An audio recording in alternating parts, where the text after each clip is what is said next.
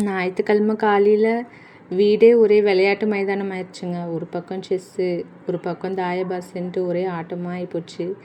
இன்னைக்கு காலையில் டிஃபன் எங்கள் மாமா தலையில் கட்டியாச்சு. பசங்களுக்கு அவரே ஊட்டி விட்டுட்டாரு.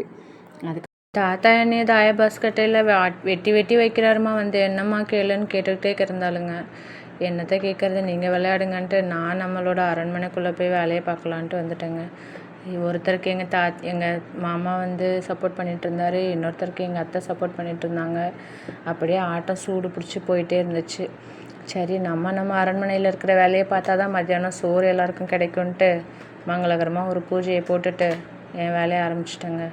சரி, வெளியே இருக்கிற ஆட்டத்தை கொஞ்சம் சூடு பிடிக்க வைப்போன்ட்டு இருந்த கொய்யாப்பழத்தை வெட்டி கொஞ்சம் உப்பும் காஞ்ச மிளகாவும் போட்டு கார சரமாக எடுத்துகிட்டு போய் ஆட்டத்தை சூடு பிடிக்கலான்ட்டு கொடுத்துட்டு நம்ம வேலையை நம்ம ஆரம்பிச்சிடலான்ட்டு வந்துட்டேங்க. அதுக்கப்புறம் மத்தியானம் சிம்பிளாக கொஞ்சமாக மட்டன் குழம்பு வச்சுட்டு சண்டேவை சமையலை இனிதே முடிச்சாச்சு.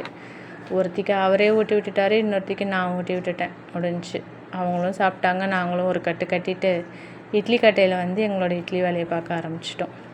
இவ்வளோ தாங்க எங்களோட சண்டே. உங்களோட சண்டே எப்படி போச்சுன்னு எனக்கு மறக்காமல் கமெண்ட் பண்ணுங்கள். நம்ம இன்னொரு வீடியோவில் பார்க்கலாம். ஓகேங்களா? அது வரைக்கும் உங்கள்கிட்ட வந்து டட்டா பை பை சொல்லிக்கிறேன்.